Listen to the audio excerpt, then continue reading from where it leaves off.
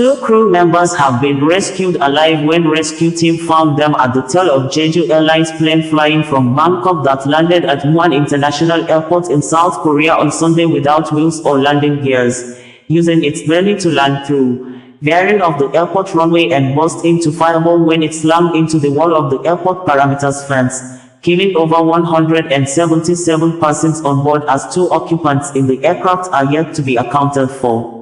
Jeju Airlines in a press statement said that 181 persons including crew members were on board plane, which local media at the crash site said. The rescue team have switched the rescue operation to recovery after presuming 177 persons died late night on Sunday according to South Korea local time, and to continue the search on Monday morning for the remaining 2 persons. South Korea's Minister of Land, Infrastructure and Transport, Park Sang-woo said on Sunday that the government will mobilize all available resources to ensure swift rescue operations and manage the aftermath of the accident at Muan Airport in the south of the country. Park also apologized and expressed condolences to victims' families and the public, as the minister responsible for overseeing aviation administration. South Korea's transport ministry said, Jeju Air Flight 7C2216, arriving from the Thai capital Bangkok with 181 people on board, was attempting to land shortly after 9 a.m. at the airport in the south of the country. Videos posted online showed the twin-engine Boeing 737-800 skidding down the runway with no apparent landing gear before slamming into a wall in an explosion of flame and debris. Local media reported that 2 crew members, a man and a woman, were rescued from the tail section of the burning plane, Muan Fire Chief Lee Jong-hyun told a briefing. The fire was extinguished as of 1 p.m., Lee said, according to the media. Only the tail part retains a little bit of shape, and the rest looks almost impossible to recognize, he said.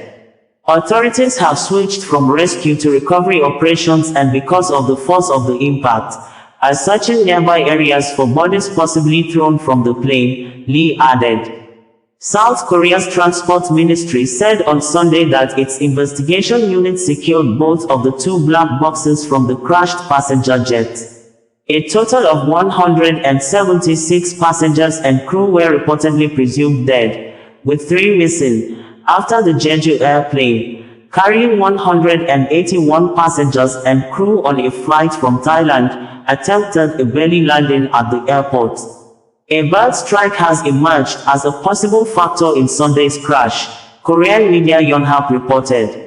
A bird strike and adverse weather conditions were cited by authorities as likely causes of the crash that flung passengers out of the plane and left it almost completely destroyed, according to fire officials. International news agencies reported that, inside the airport terminal, tearful family members gathered to wait for news, with the boards typically used for arrival and departure information displaying names, dates of birth and nationalities of the victims. According to Reuters, News One agency reported that a passenger on the aircraft texted a relative to say that a bird was stuck in the plane's wing. The person's final words were reportedly, "Should I say my last words?" The fire department issued a statement regarding the crash. The department said, "The plane is almost completely destroyed, and identifying the deceased is proving difficult. The process is taking time as we locate and recover the remains." Jeju Airlines CEO, Kim Lee-bae issued an official statement on the company website and held a press conference. "First, we bow our heads in apology to everyone who has trusted Jeju Air. At approximately 9:03 a.m. on 29 December, Flight 7C2216 from Bangkok to Muan caught fire while landing at Muan International Airport. Above all, we express our deepest condolences and apologies to the families of the passengers who lost their lives in this accident. At present, the cause of the accident is difficult to determine, and we must await the official investigation results from the relevant government agencies," the CEO said in the statement. Meanwhile, Bangkok Post in a news report stated that South Korea's acting president, Choi Sang-mok, arrived at the scene of the deadliest air disaster on the country's soil on Sunday. He had been on the job for less than 48 hours.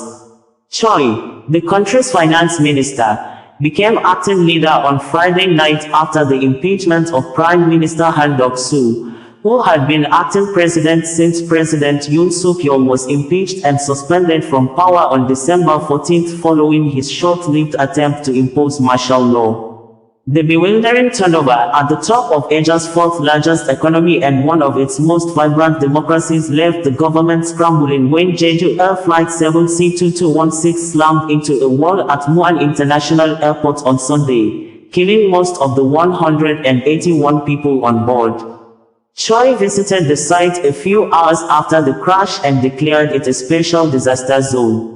The government would like to offer its sincere condolences to the bereaved families and will do its best to recover from this accident and prevent a recurrence, he said. Behind the scenes, government offices were still figuring out the chain of command and how press statements would be released, a ministry spokesperson and 4 other officials told Reuters. All spoke on condition of anonymity to discuss sensitive planning. Today, Choi went to Muan with land ministry officials, not finance ministry officials, a spokesperson said. A team of transportation ministry officials and safety ministry officials will report directly to Choi regarding the Muan plane crash for next few weeks. As for how he will distribute press releases on all his schedules, still undecided. Each ministry involved in foreign policy, administrative issues or safety has teams reporting to Choi, but Yoon's presidential staff does not, and Choi is operating from a government complex in Seoul rather than any official residence, one official said. A senior finance ministry official said it is still undecided who, if anyone, from Yoon's and Han's offices would report to Choi. Some of Kwa's duties as finance minister have been delegated to the vice minister, the ministry official added. The Central Disaster Control Team meetings are minister-level meetings, so the land minister and safety minister report directly to Choi, this official said. Choi is leading that centralized disaster control team instead of the prime minister, who would typically be in charge based on a manual prepared after the 2014 sinking of the ferry Sewol, which killed 304 people, and the Itaewon Halloween crowd crush that killed 159 people in 2022, a fourth official said. The political upheaval in South Korea was sparked when Yoon unexpectedly declared martial law on December 3, only to rescind the order within hours after parliament defied military and police cordons to vote against Yoon. Reuters also reported that the previous most deadly air accident in South Korea was in 2002, when a Boeing 767-200 operated by Air China crashed into a hill near South Korea's southeastern port city of Busan, killing 129 people and injuring 37. The crash at Muan International Airport is the first fatal accident involving the country's biggest budget airline, which was founded in 2005, according to the international news agency. In September 1983, Korea Airlines Flight 007 was shot down by a Soviet jet when it strayed into Soviet airspace over Sakhalin Island, killing all 269 people on board. In July 1993, a Boeing 737-500 operated by Asiana Airlines landed several miles short of the runway at South Korea's Mokpo Airport in poor weather. More than 60 people died. In August 1997, Korean Air Flight 801, a Boeing 747-3B5B, 747-300, operated by Korean Air, plowed into a hill near Guam's International Airport, killing 228 out of 254 persons on board, data reported according to Reuters. Osazuwa Connect, bringing you the news in a more digital way.